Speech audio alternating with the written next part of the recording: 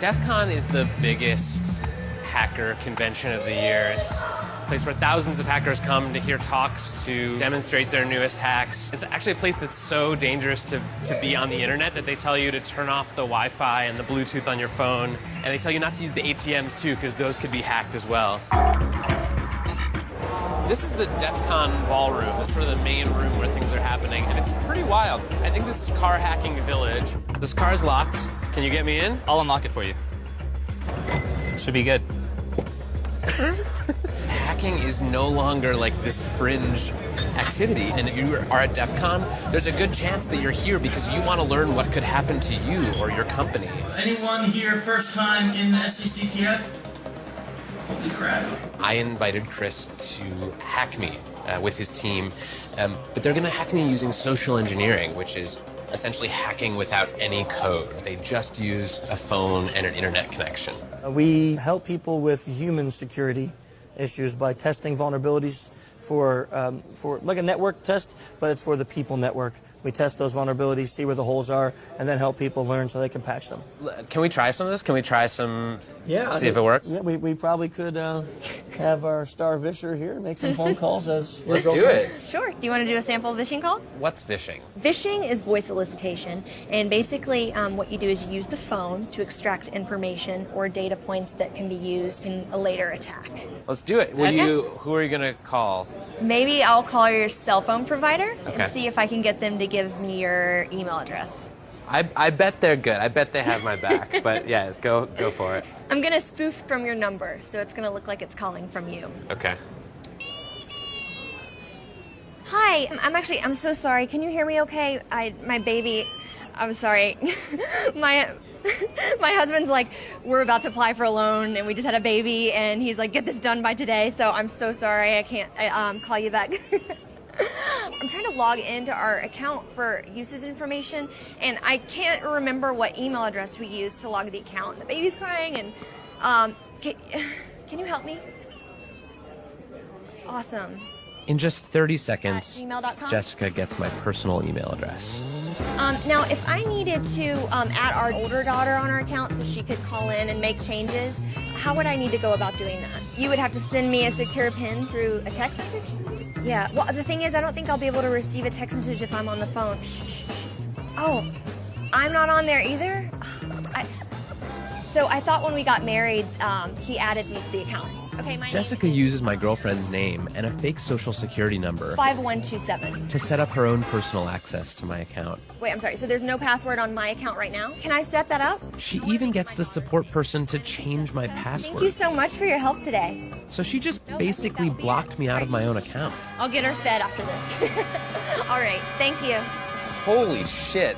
So they just gave you access to my entire cell phone account. You're gonna have to go on and change your password now because it's Jess, my name. And all it took was a crying baby and a phone call. Yes.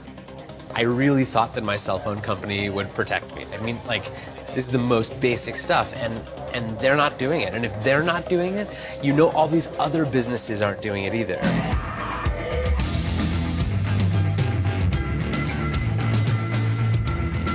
Anyone with a phone and an internet connection can do social engineering.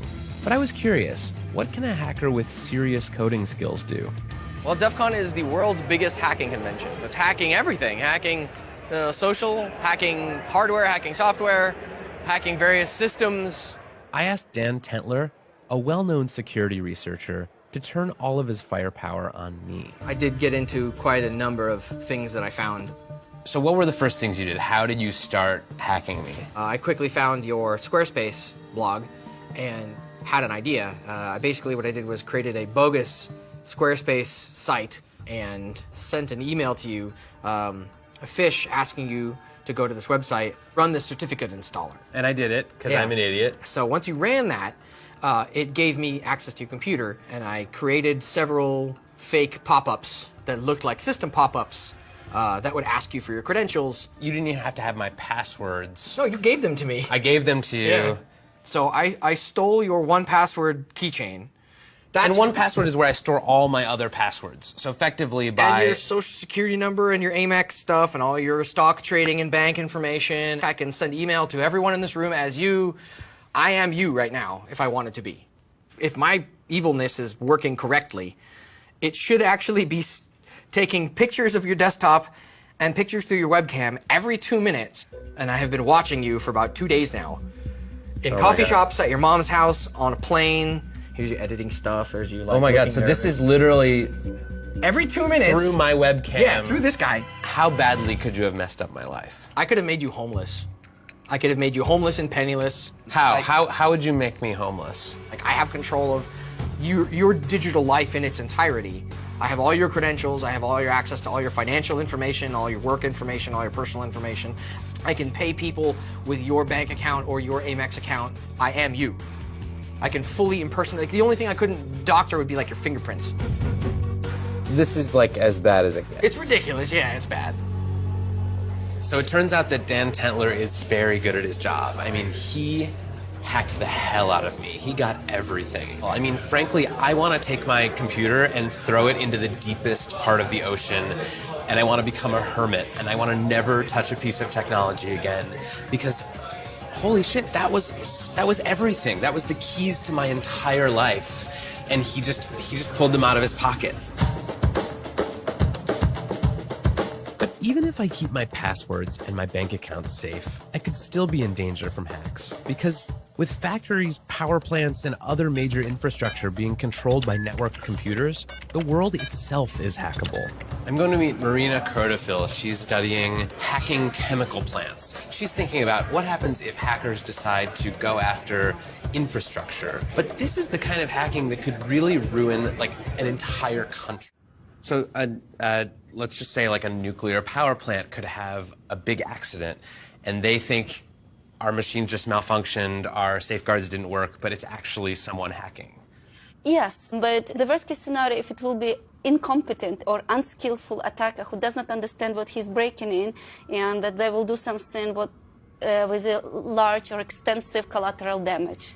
But probably most scariest is hacking the satellites, because now everything navigates with the GPS. So basically, even the huge oil tankers in the sea, they're completely navigated automatically by the signals from the satellites.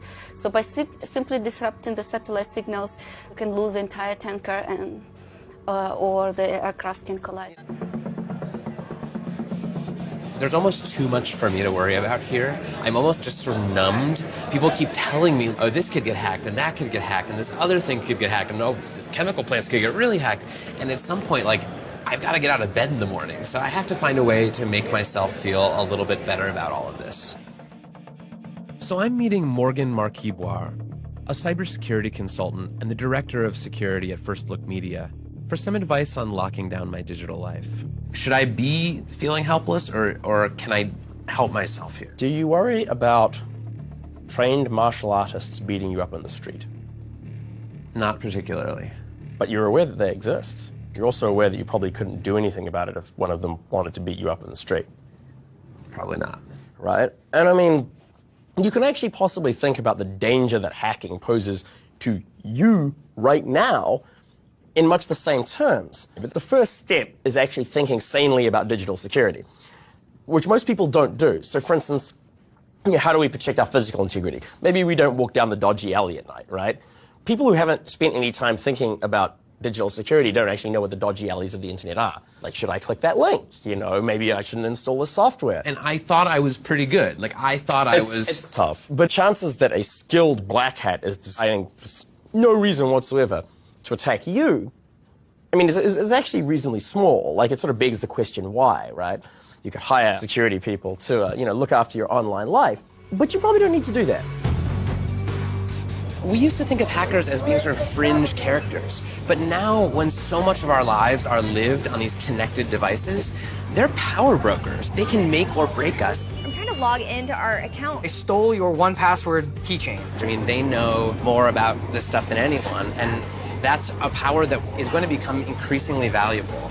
We need to know where our flaws are so that we can be safer. And I think the best thing to do is to enable them to help us rather than shoo them away. Do you guys have any of those little things that you put over the camera on your laptop? Paradoxically, I feel more secure now than I did last week, because now at least I know what I have to fix.